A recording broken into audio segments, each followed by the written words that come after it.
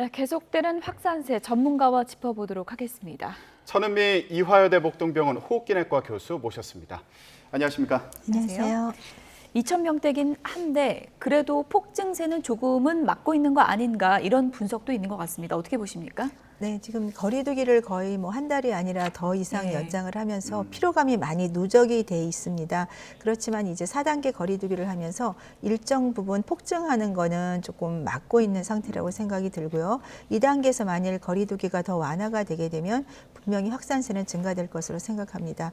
하지만 지금 델타 변이가 우리가 생각한 것보다 전파력이 너무 많고 또 바이러스 배출량이 대단히 많다 보니까 생각지도 못한 데서 계속 감염이 나오고 있고 우리가 모르는 이 저변의 주변에서도 감염자가 상당히 많습니다. 특별히 이 코로나19는 3분의 1이 무증상이기 때문에 우리가 무증상을 차단할 수 있는 방법이 중요한데 아직까지 정부에서 그런 조금 대책이 더 필요하지 않나. 지금 새로운 대책이 나오기는 했지만 지금 코로나19를 잡기에는 조금 부족한 면이 있다고 생각합니다. 네.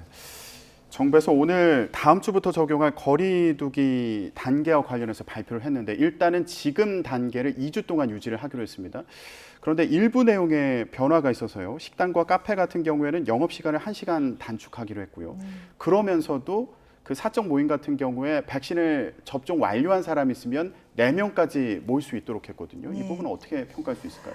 이제 자영업자들의 어려움을 완화를 해주는 방면 다시 방역을 조금 강화하는 두 개를 같이 한 것 같아요. 그러니까 시간을 1시간 내렸기 때문에 자영업자의 영업시간이 줄어드니까 분명히 이제 좀 불편하지만 또 식당이나 카페를 백신 접종을 완료한 사람이 한해서 4명까지가 되면 또 일부에서는 모임을 할 수가 있죠. 특히나 이제 젊은 층들이 모임을 많이 할 수 있고 고령층이라도 이제 또 개모임 같은 걸 4명까지 할 수가 있는 상태인데 단지 조금 염려스러운 것은 지금 백신을 맞아도 일부에서는 돌파 감염 사례가 나오고 있고 특히 백신을 맞은 지 오래된 경우는 더 많이 나오는 걸로 되어 있습니다. 그래서 그런 면에 오래된 경우면 보통 얼마나 지났을 보통은 때 2월, 3월에 접종한 경우는 6개월이 지나면 확실하게 이게 떨어지고 있고 이스라엘 사례를 보더라도 한 6개월이 되면 확실히 떨어집니다. 그래서 그런 경우에는 저희가 조금 더 주의해서 이런 모임을 가져야 될 것 같고요. 지금 이 이제 백신 접종자에 대한 인센티브가 저는 크게는 걱정을 안 합니다만은 지금 젊은 층들에서 주로 낮에 이제 그런 모임을 이제 밤으로 옮기시는데 그 중에는 1차 접종, 얀센 접종하신 분들 입장에서는 또 분이 많이 모이면 돌파 감염 사례가 또 얀센이 제일 많지 않습니까? 그렇죠. 네, 그런 걸 조금 고려해야 될 것 같습니다. 네, 근데 접종 완료율이 찾아보니까 20% 정도더라고요. 네. 그러면은 4인 모임을 허용한다고 해도 이게 경우가 많지 않을 수도 있겠다 싶기도 한데 어떨까요? 하지만 이제 그러니까 70세 이상 어르신들은 거의 한 85%가 접종을 하셨으니까 이제 그렇게 또 소모임을 할 수 있고 또 가족 모임도 같이 할 수 있고요. 또 30, 40대 젊은 분들이 4명이 모이게 되면 사실은 또 적은 수는 아니죠. 네, 그래서 일부는 모임을 할 수 있지만 그 정부 입장에서는 자영업자들과 같이 이렇게 어떤 형평성 문제를 고려한 것 같습니다. 예. 자영업자 입장에서도 잠시 좀 질문을 드리면 10시에서 9시면 뭐 1시간 단축되네라고 생각하는 분들도 있지만 예를 들어서 뭐 2차로 주로 가는 그 가게를 운영하는 분들은 1시간 차이가 굉장히 크다고 하더라고요. 그렇습니다. 예. 우리가 보통 저녁 모임을 보통 7시, 8시에 많이 해요. 그렇죠. 직장 퇴근 후에. 그러다 보면 9시까지면 거의 식사하고 바로 일어나야 되기 때문에 호프 이런 데는 정말 타격이 클 것 같아요. 그렇죠. 타격이 크시죠. 그래서 차라리 4명씩이라도 좀 여러 명이 한 번에 와서 그 이제 보상을 하자는 의미인데 또 일부 자영업자분들은 영업이 잘 되는 식당이나 카페는 괜찮지만 또 영업이 잘 안 되는 곳에서는 도리어 자기들은 지원을 해주는 것이 더 좋을 수 있다. 그러니까 서로 형평성 문제가 있기 때문에 정부가 만일에 가능하다면 지원을 원하는 곳은 지원을 하시고 이렇게 많은 좀 대상자를 넓히고 싶은 그런 자영업자들에 대해서는 그런 쪽으로 지원을 하게 되면 좀 좋지 않을까 생각합니다. 네. 사적 모임 인원이 완화되는 만큼 앞으로 방역 수칙에 더 많이 신경 써야겠다 이런 생각이 또 듭니다. 자, 이런 상황인데요. 울산의 한 어린이집에서 강사가 KF94 마스크를 쓰고 수업을 했는데 이게 20분 정도 수업을 했다고 하더라고요. 그런데 19명이 델타 변이에 집단 감염되는 그런 사례가 나왔습니다. 저희가 그래픽으로도 준비를 했는데요. 마스크를 착용했지만 원아와 가족 등 19명이 감염이 된 상황입니다. 이거 어떻게 봐야 될까요?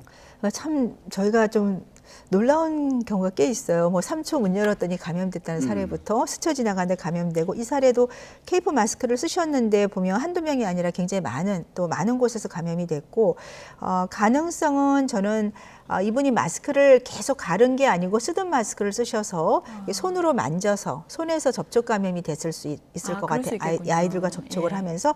두 번째는 마스크를 쓰더라도 느슨하게 쓰는 분들이 있어요. 그리고 마스크를 오래 쓰시면 내려와요. 그렇죠. 코 밑에 계속 내려오는데 코를 약간 노출하시고 얘기하시는 분들 상당히 많거든요. 그러니까 그 두 가지 가능성이 좀 있을 것 같습니다만, 그런 걸 떠나서라도 이 델타의 전파력이 정말 무섭구나 또 한 번 실감한 사례라고 할 수 있습니다. 마스크 쓰는 게 중요하지만 100%는 아니라는 걸 또 네, 유념을 그렇습니다. 해야 될 네. 것 같고, 오늘 이제 다음 주에 접종이 시작되는 40대 이하 어떤 백신 맞게 되는지 이제 발표가 되는데, 오늘 저희가 특별히 좀 백신과 관련된 궁금증을 전문가와 풀어보는 시간을 좀 준비해 봤습니다. 전화 연결을 좀 해볼 텐데요. 마상혁 대한백신학회 부회장이 지금 전화로 연결이 돼 있습니다. 안녕하십니까? 네, 안녕하십니까. 저 마상혁입니다. 네, 전화 연결 감사합니다. 네. 화이자와 모더나 백신 관련해서 먼저 좀 여쭤보면요. 네네. 지금 접종 간격이 권고 사항보단 조금 늘어서 6주로 돼 있는데, 이렇다 네. 보니까 효과가 좀 떨어지는 게 아닌가? 이렇게 고심하는 분들이 있더라고요. 어떻게 보십니까?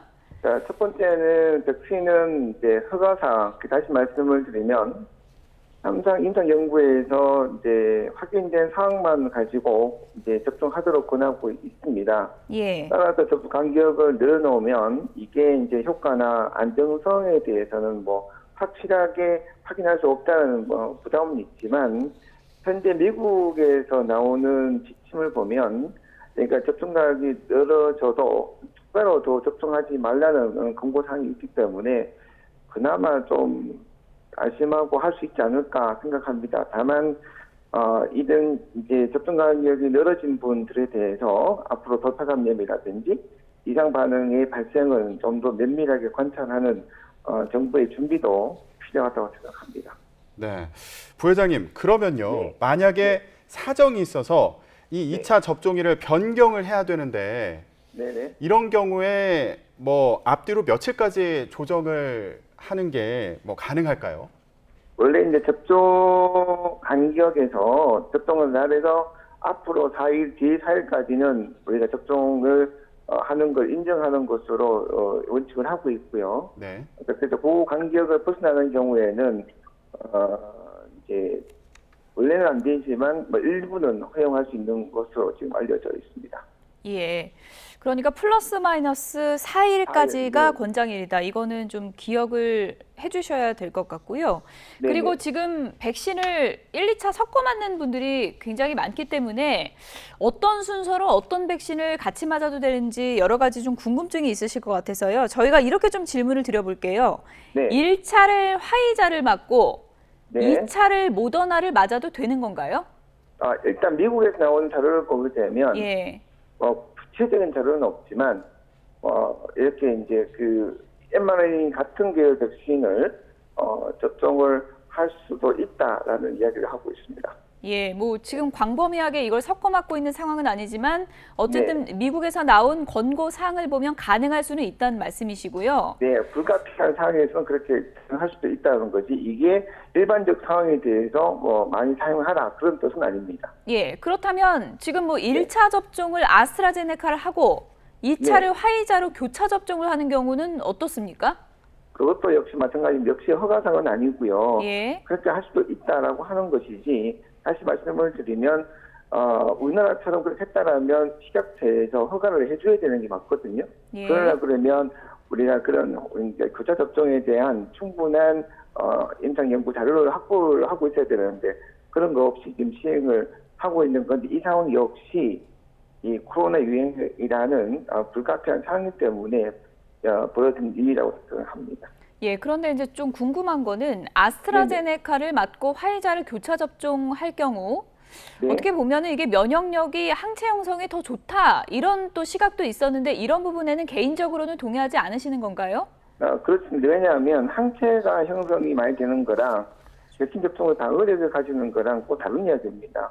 우리가 예. 왜냐하면 방어력을 가지려 그러면 표준화된 방법과 다음에 항체가가 이제 결정이 되고 그 한계수 이상을 유지를 해야 한다는 기준이 있어야 되거든요. 그걸 ICP라고 하는 건데 이 코로나 바이러스 백신에서는 ICP가 정해진 게 없기 때문에 항체가 많이 생성되었다고 해서 예. 방어력이 높다라고 할 수는 없습니다. 그리고 예. 실제로 보려 그러면 이 교차 접종하는 그룹과 그렇지 않은 그룹들에서 이 환자의 발생을 보는 연구를 통해서 이 효과를 증명해야 되지만 그 연구가 아직 나온 게 없어서 확실하게 말씀을 드릴 수는 없습니다. 예. 아직은 효과에 대해서 얘기하기 이르다 이런 말씀으로 이해가 되는데 그렇죠. 왜냐하면 일부 작은 연구를 가지고 이게 효과가 높다라고 하는 거는 좀 조그만 판단이 아닐까 생각이 듭니다. 부회장님, 그렇다면 반대의 경우는 어떨까? 이것도 궁금한데요. 화이자나 모더나 백신을 맞은 이후에 교차 접종으로 아스트라제네카 백신을 맞는다. 이런 경우에 대한 연구도 나와 있는 상황인가요? 그건 연구가 거의 없죠. 연구가 없기 때문에. 그리고 이런 허가사항이라는 거는 간단하게 뭐 소규모 몇백 명 연구가 아니라 대규모 연구를 통해서 장기간의 이상 반응과 그다음에 이런 항체 형성이라든지 또 환자의 발생이라든지 이런 거를 보고 이제 결정을 하는 것이 소규모 연구 몇백 명 연구를 해서 이거 가지고 우리가 백신의 접종의 어떤 원칙을 바꾸지는 못합니다. 예. 그러니까 요즘에 뭐 화이자, 모더나 1차 맞고 조금이라도 2차를 좀 빨리 맞으려고 아스트라제네카를 맞겠다고 생각하는 분들도 계실 것 같은데 이런 것보다는 같은 종류의 백신을 맞는 게 지금까지 결과로 보면은 가장 좀 안전하다고 볼 수 있다 이렇게 보시는 거군요. 그렇죠. 왜냐하면 나온 자료가 그런 것밖에 없기 때문에 또 충분한 자료가 그런 것도 없기 때문에 같은 백신을 1차, 2차 접종하는 것이 가장 안정적이면서 효과적이라고 할 수 있습니다. 예. 부회장님, 그렇다면 이런 교차 접종의 경우가 추가 접종, 그러니까 부스터샷 접종할 때도 똑같이 적용이 된다고 볼 수 있는지, 그리고 얀센 백신의 경우에는 1차 접종으로 끝나는데 추가 접종을 할 때 어떤 백신을 추가 접종해야 되는지 이에 대한 연구가 있는지 이것도 궁금하거든요. 아마 그것은 미국에서 진행을 하고 있는 걸 제가 알고 있고요. 아마 조만간 미국에서 이제 이런 부스터샷의 전반적인 내용을 가지고 아마 발표를 할 거고, 그렇다면 우리는 미국의 자료를 받아서 우리가 인용을 하고 검토를 해야 한다고 생각합니다. 예. 그리고 정부가 30세 이상 연령층에 대해서 아스트라제네카 잔여 백신 접종을 이번에 다시 허용을 했는데요. 네네. 부작용 위험보다 이득이 더 크다 이렇게 판단했다는 설명인데 어떻게 보시나요?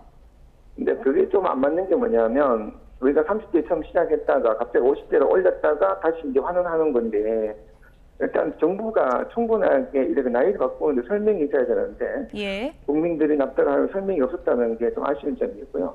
또 정부에서 놓치고 있는 게 뭐냐면 아스트라제네카 접종은요 50대 이하에서 접종하게 되면 이상 반응, 발열과 근육통 이런 것들이 굉장히 심하게 옵니다. 이틀 사흘 동안. 그런 사람들이 굉장히 많은 건데 그런 거에 대해서는 언급하지 않는다는 것도 조금 아쉬운 점이 있습니다. 그렇군요. 그런 부분에 대한 고려가 더 필요하다 이런 설명으로 이해가 되는데요. 네. 예, 이제 40대 이하 분들에 대한 화이자나 모더나 백신 접종이 진행이 될 텐데 이것도 궁금합니다. 그 화이자나 모더나 백신 1차 접종 후에 심근염이나 심낭염 부작용이 생기는 경우도 보고가 되고 있지 않습니까? 네, 그런 경우에 2차 접종을 그대로 해도 괜찮을지 어떻게 봐야 될까요? 그런 경우는 하면 안 되죠. 그러니까 예를 들어서 접종 후에 주사 부위가 약간 뭐 두드러기처럼 가렵거나 아픈 거는 생길 수가 있어서 또 한 백씩 갈 수도 있거든요.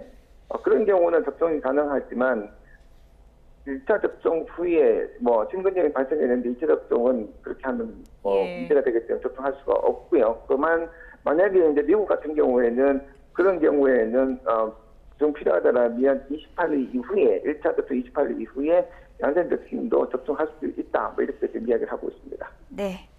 도움 말씀은 여기까지 듣겠습니다. 지금까지 마상혁 대한백신학회 부회장이었습니다. 오늘 도움 말씀 감사드립니다. 네, 감사합니다. 예. 백신 관련 궁금증 천은미 교수님과 함께 계속해서 풀어나가 보도록 하겠습니다. 다음 궁금증도 좀 저희가 확인해 보도록 하겠습니다. 네, 화이자하고 이제 모더나 맞는 분들이 이제 상당히 많은데 보통 1차 때보다 2차가 더 아팠다 이런 분들이 많더라고요. 이거 왜 그런 걸까요? 네. RNA 백신은 조금 다른데요. 1차 때는 우리 몸에 이제 이 바이러스에 대한 기억을 시키는 거예요. 예. 그러니까 이 바이러스가 들어오면 다음에 내가 준비를 해야겠다. 그 정도 수준인데 두 번째가 들어오게 되면 이제 강력하게 면역 반응을 형성을 해서 충분히 바이러스 침입을 막을 수 있는 항체 형성을 하는 과정이기 때문에 더 많이 그런 발열 반응이나 근육통이 발생을 합니다. 반면 아데노바이러스 벡터 기반은 아데노바이러스가 우리가 유전자를 갖고 들어오지 않습니까? 그러니까 1차에 들어올 때 우리가 코로나19에 대한 이런 면역 반응뿐 아니라 아데노바이러스 항체가 생겨요. 그러니까 2차 반응 때는 잘 들어오지를 못하죠. 아데노바이러스에 대한 항체가 이미 생성돼 있기 때문에 그래서 아데노바이러스의 안센이라든지 아스트라제네카를 맞을 때 예. 1차가 굉장히 힘들고 2차는 거의 약하게 오는 그런 다른 차이점이 있습니다. 아스트라제네카는 1차 때 그럼 더 몸의 네, 반응을 그렇습니다. 살펴야 되고 네. 모더나나 화이자는 2차 때도 훨씬 강하게 옵니다. 네. 그러면 심근염이나 심낭염 같은 그런 부작용도 2차 때 더 일어날 가능성이 높다고 봐야 될까요? 걱정하시는 분들도 많을 미국 거거든요. 자료를 보면 2차 때가 거의 60% 이상 더 높은 걸로 되어 있습니다. 1차 때도 물론 오기는 하지만 2차 때 반응이 더 강하기 때문에 더 많이 오는 걸로 되어 있습니다. 예. 네. 부작용이 또 사람마다 좀 차이가 있는 것 같아서 저희가 이런 질문도 좀 준비해 봤습니다. 다음 궁금증을 좀 확인해 보면요. 주변에서 이러더라고요. 건강할수록 더 아픈 거야. 그러던데 이거 맞는 얘기인가요? 네, 우리가 아이들을 보시면 네. 아이들이 감기가 걸려도 발열이 굉장히 많이 나죠. 아. 근데 성인들은 감기가 걸리면 거의 미열이나 열이 안 나요. 그게 바로 면역 반응의 차이거든요. 미국에서도 이제 12세, 17세에서 화이자 백신과 그다음에 18세 이상의 화이자 백신을 비교했더니 17세 이하가 훨씬 면역 반응이 많이 나타나는 거죠. 그래서 면역 반응이 많이 나타나서 이 부작용이 많은 연령이 젊은 연령 그리고 여성들 이 훨씬 많이 나타나는 거죠. 여성은 왜 그런가요? 여성들이 그만큼 반응에 민감하다고 합니다. 민감해서. 네, 그래서 예. 반응은 많이 나타나지만 그만큼 또 항체 형성이 잘 되는 면도 있고요. 예. 그리고 가장 안 되는 곳이 우리가 장기 이식을 하신 분들은 면역 억제제를 씁니다. 그렇기 때문에 그분들은 이 항체 형성이 거의 안 돼서 예. 3차 부스터를 거의 다 맞게 하는 거죠. 그리고 이제 고령층부터 지금 미국이나 이스라엘이 부스터를 맞는 이유도 그만큼 항체 형성이 적고 빨리 없어지기 때문이라고 생각합니다. 네. 근데 또 그렇다고 접종 후에 반응이 없다고 크게 반응이 없다고 걱정할 필요는 없는 건가요? 그렇진 않습니다. 국내 데이터도 일부에서 보면 뭐 그렇게 반응이 크지 않더라도 항체 형성은 비슷하게 나오지만 지금 제가 말씀드린 건 전체적으로 여성과 젊은 층이 면역 반응이 더 높고 그래서 항체가 더 많이 생긴다는 일반적인 말씀을 드린 겁니다. 예. 조금 전에 저희가 이제 백신 전문가 연결해서 여러 가지 얘기를 들어봤지만 저희가 여러 가지 교차 접종 경우의 수를 막 나열해 보지 않았습니까? 네. 결국은 이제 많은 분들이 이거 어떻게 전략을 짜야 될까 고민일 텐데 같은 백신을 맞는 게 나은 거죠. 그렇습니다. 예. RNA 백신은 당연히 RNA 백신으로 맞아야지만 연구가 되어 있는 대로 우리가 할 수 있고요. 아스트라제네카 같은 경우도 이제 원래는 같은 데 맞는 게 좋은데 희귀혈전 때문에 사실은 RNA 백신 교차 접종을 했던 거라고 생각합니다. 네. 그러면 아스트라제네카 잔여 백신 요즘에 많이 뜨잖아요. 네. 이거 빨리 접종을 해야 되는지 고민하시는 분들, 특히 30대 이상이신 분들 같은 경우에 이제 접종을 할 수 있으니까요. 고민하시는 분들도 계실 것 같은데 교수님 어떻게 보세요? 네, 아까 말씀하셨듯이 이런 이제 심하게 발열 부작용이라든지 희귀혈전 문제들이 좀 있기 때문에 만일에 본인이 과거에 혈전이라든지 이런 문제 젊은 분도 간혹 있었거나 그런 경우는 저는 가능하면 자기 나이 때 시간에 맞춰서 접종하는 것이 좋죠. 단지 본인이 굉장히 고위험군인 어떤 고령자 부모님이나 환자를 돌봐야 되고 어린아이를 봐야 되는 경우인데 내가 한 달을 더 기다릴 시간이 없다. 네, 그런 경우는 접종을 할 수 있다고 생각합니다. 교수님 오늘 끝으로 이 문제를 좀 짚어봐야 될 것 같습니다. 결혼하려고 하는 예비 부부들이요. 참다가 이제 거리로 나왔습니다. 왜 결혼식만 49명이냐. 이거 형평성이 안 맞는다. 이런 주장이거든요. 네, 저도 그 문제에 대해서는 조금 말씀을 드리고 싶은데 사실 결혼식에 인원수 제한을 한 건 식사를 하시거든요. 예. 네, 식사 과정에서 감염이 되니까 저는 그 예배 보는 게 99명이지 않습니까? 콘서트는 수천 명이 볼 수 그렇죠. 있어요. 5천 명까지 돼요. 예, 많게는. 저거는 거의 다 식사를 안 해요. 예, 그래서 우리가 49명이면 사실 한 집안밖에는 올 수 없는 인원수라 99명까지 좀 해주시고 그 대신에 식사 대신에 답례품으로 하는 조건 그리고 예식장과 비용 문제에 대해서는 조금 협상을 할 수 있게 도와주시면 저는 그것이 더 합리적이 좋지 않을까 네. 생각합니다. 예식장과 협상 문제가 또 네, 중요한 맞습니다. 변수가 될 수 있겠군요. 예, 그래서 요즘에는 뭐 결혼한다고 하면은 그 양가 친척 49명 제한하는 것도 상당히 좀 힘들잖아요. 그렇습니다. 그런데다가 주변에서 하필 뭐 이럴 때 결혼하냐 이러니까 네. 뭐 결혼하는 게 죄송합니다 이렇게까지 우리가 해야 되냐 이런 또 마음까지 든다고 하는데 사실 뭐 식사 문제 얘기하셨지만 뷔페 식당도 다 운영을 하고 있고 네. 그런 상황에서 좀 양가 친척까지 해갖고 좀 100명 정도로만 배려해주면 안 되냐 또 이런 요구가 많은 것 같아요. 그러니까 100명 정도 하게 되면 저는 식사는 안 하시는 게 좋다고 생각해요. 그 식사 비용을 이제 좋은 답례품으로 하고 예식장에서는 식사를 꼭 포함을 해야지 이게 되거든요. 그러니까 비용 부담에 대해서는 정부가 좀 조정을 하는 게 필요하다고 생각합니다. 그럼 하객들 같은 경우에 방역 수칙 꼭 지켜야 되는 게 있다면 그런 결혼식장에 당연히 마스크, 예. 손위생, 그리고 거리두기 그거는 당연히 해야죠. 그래서 인원수를 100명 정도로 제한을 하면 저는 소규모 웨딩을 할 수 있는 정도의 그 된다고 생각합니다. 이게 뭐 몇 번씩 미루다 보니까 결국에는 파혼까지 넣었다 이런 사연들도 저희가 봤는데 예비 부부들도 좀 배려하는 그런 방역 수칙이 좀 그렇습니다. 마련됐으면 좋겠습니다. 천은미 이화여대 목동병원 호흡기내과 교수 고맙습니다.